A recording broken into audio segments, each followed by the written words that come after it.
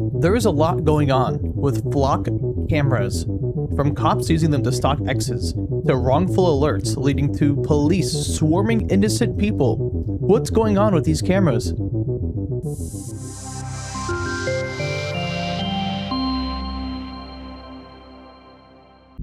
Before we cover some of the crazier stories related to the flock camera systems being set up all over America, let's first quickly cover what they even are. Flock Safety is an Atlanta-based company that makes automated license plate readers known as ALPRs, which literally stands for Automated License Plate Reader. But, interestingly, they have been growing a suite of general surveillance hardware, items ranging from fixed cameras, PTZs, standing for pan-tilt zooms, condor cameras that track people, drones, and gunshot detection audio sensors. They're making a lot of hardware to track many things. These cameras are typically solar-powered and LTE, something similar to 4G, connected, uploading every vehicle pass to a searchable cloud database with a 30-day default retention, all for the police to use without warrant. Statistically, the company is valued at around $7.5 billion.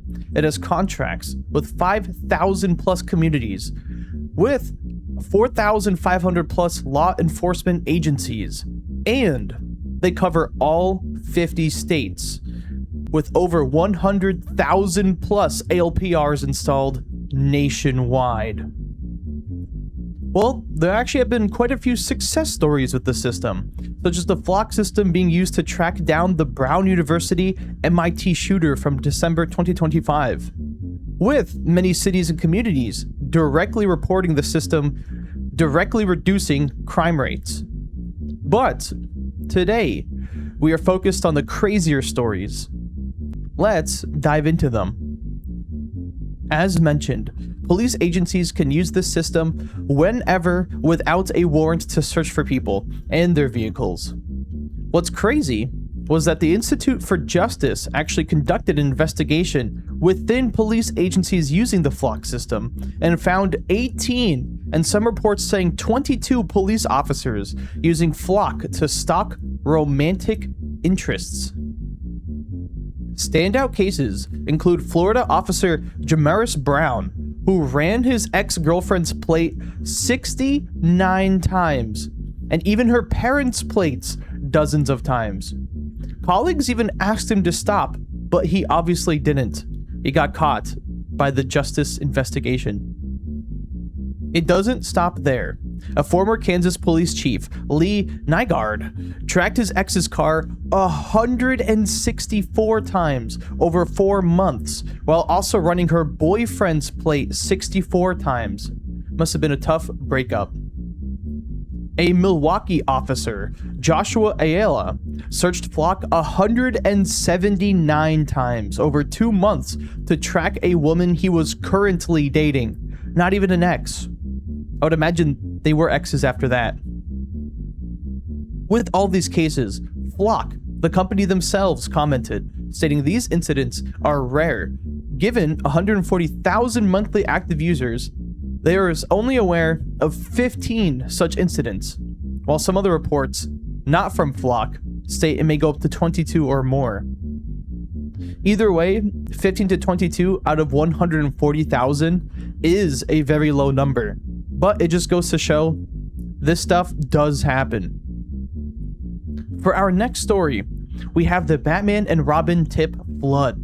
Police in New Bern asked the public to help identify 2 men who cut down a newly installed Flock camera. But the majority of the hundreds of tips rolling in were naming the suspects Batman and Robin, the Lone Ranger and Tonto, with other fictional characters, pretty much naming them the good guys in this case.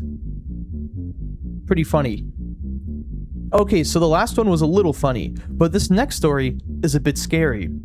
An automotive journalist, Joel Fetter, working for The Drive, was testing a $155,000 Range Rover in Plymouth, Minnesota, when 4 squad cars boxed him and his wife in at a Kohl's parking lot. Apparently, police have been tracking him for days using the Flock system after a plate reading error. The root cause of this confusion was a misinput. A stolen plate report from a California JLR dealership got entered into the NCIC, which, if you didn't know, stands for the National Crime Information Center, with the wrong digits. Whoever put in the license plate for that report simply put it in incorrectly. And the Flock system flagged Joel's plate, even without a clean match. It was not a one-to-one match, and they still alerted the police of his plate being the culprit or suspect. One wrong input, and you're surrounded in a parking lot. Speaking of scary, YouTuber Ben Jordan and security researcher John Gainsek Gaines found at least 60 to 70 flock cameras exposed to the open internet with no login required. Anyone can access these. They found that anyone could watch these live camera feeds, pull the 30 days worth of footage, and even change the camera settings. 404 Media even verified this, watching a reporter live on an exposed feed from a Bakersfield intersection, while also documenting all of the other finds, such as a kid playing on a playground, a man rollerblading, with many other ordinary day events with regular people. And they noted how the camera actively zoomed in on these people. Interestingly, John and Jordan also showed that you can get access to specific outdoor units in seconds in other investigations, just by pressing a physical button to trigger a hidden Wi-Fi hotspot. They were able to access specific cameras and their settings. This last story, the one we just covered, just goes to show that there's still a few system issues in general. According to Fox 9, Flock's error rate translates to roughly 1.4 billion times a month, where police may receive no information or just bad info from an alert. That's a very high number of bad alerts. The shocker is really how high this number is, given how often these Flock system alerts lead to some kind of investigation. So, what do you guys think? There are plenty of other stories and items we could cover related to the Flock system, the Flock cameras in general, but here, we super briefly covered what they were, and I shared a list of items I thought were the most surprising, that I thought were most interesting related to them. Do you like this new system, or hate it? I personally would prefer less cameras, but maybe we just need a cryptid clue.